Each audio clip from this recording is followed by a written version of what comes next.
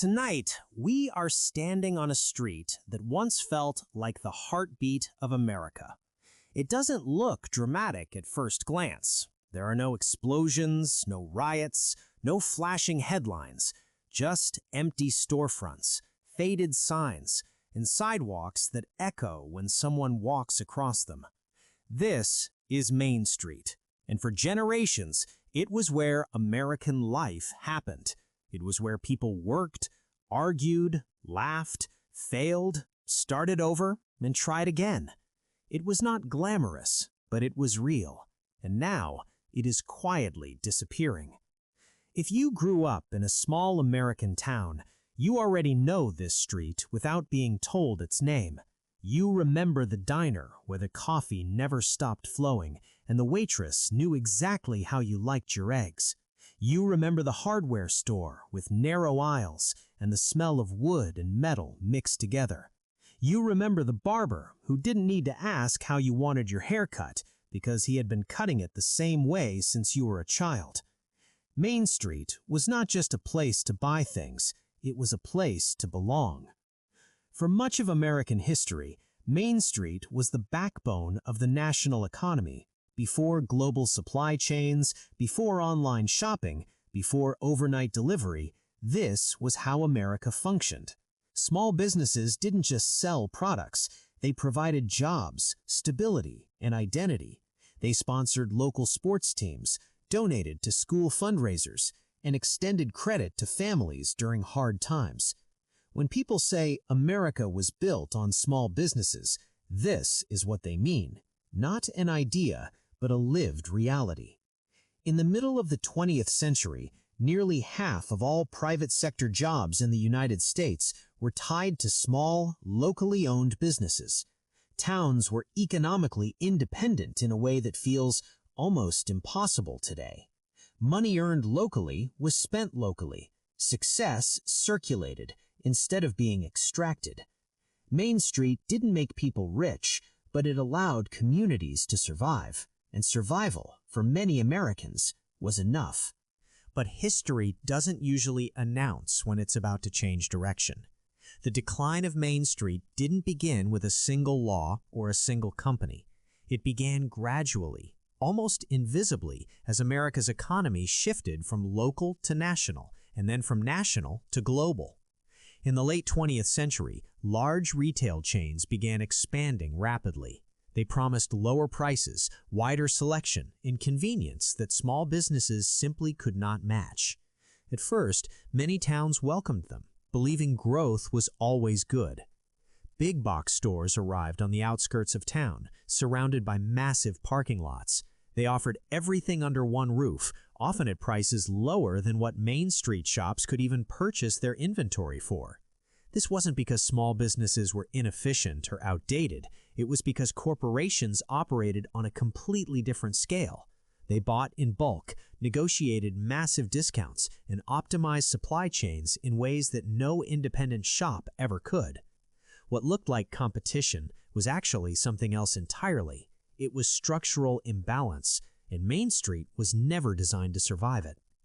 Then came the internet. At first, it felt like progress. Small businesses were told that going online would save them, that e-commerce would level the playing field. But the opposite happened. The internet didn't just add a new storefront, it erased geography altogether. Suddenly, proximity no longer mattered. You didn't need to walk into town. You didn't even need to leave your house. And when free shipping became standard, Main Street lost its final advantage. Online retail giants didn't just sell products, they sold speed, convenience, and endless choice. They trained consumers to expect everything immediately, cheaply, and without friction. Small businesses couldn't compete with that expectation, even when customers wanted them to. Loyalty in modern America became something people could no longer afford. But the story of Main Street's decline is not just about consumer behavior. It is also about policy. Local businesses pay local taxes. They rely on foot traffic, zoning protections, and community investment. Large corporations, on the other hand, negotiate tax incentives, abatements, and exemptions. They receive subsidies and infrastructure support while contributing comparatively little to the communities they occupy. Profits are extracted and sent elsewhere, leaving behind empty buildings and fewer opportunities. The playing field was never level. It was tilted slowly, quietly, and legally. And the people who paid the price were not corporate executives or shareholders. They were shop owners, employees, and entire towns that depended on those businesses to function. Consider what happens when a single Main Street store closes. At first, it seems manageable. One empty storefront doesn't destroy a town.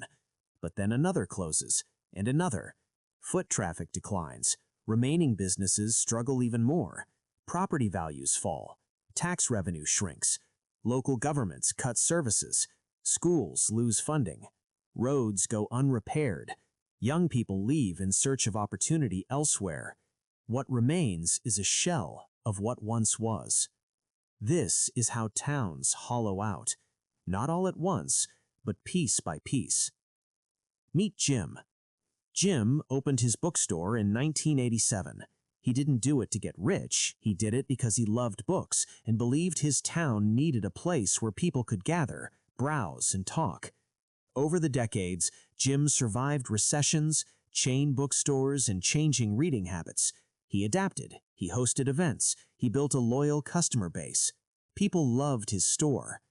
But love doesn't pay rent. His property value shifted and landlords raised prices. Jim's margins shrank. Online competitors sold books for less than he could buy them wholesale. Foot traffic declined as shopping habits changed. After 36 years, Jim closed his doors. Not because he failed, but because the system around him no longer allowed success. This is the quiet cruelty of Main Street's decline. Business owners don't leave because they want to. They leave because they are exhausted. They worked harder than anyone. They did everything they were told to do, and still it wasn't enough.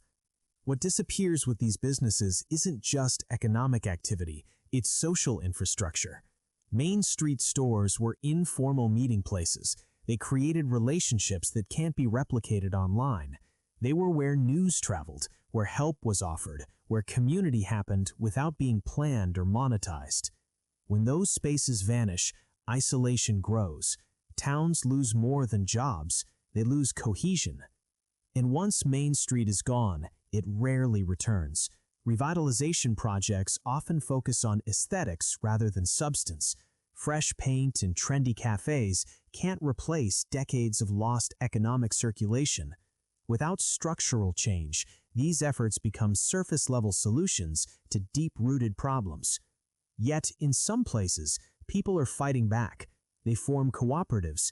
They buy local, even when it costs more. They turn abandoned storefronts into shared workspaces, community hubs, and cultural centers.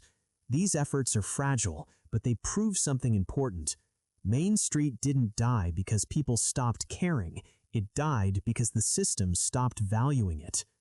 The question now isn't whether Main Street can survive the past, it's whether America wants it in the future. Do we want towns where every street looks the same, with the same stores, the same logos, and the same silence? Or do we want places with memory, friction, and human imperfection?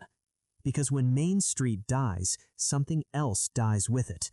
The idea that success has a face, that business has a soul, that community matters more than convenience. And once that's gone, it doesn't come back in a cardboard box delivered to your door.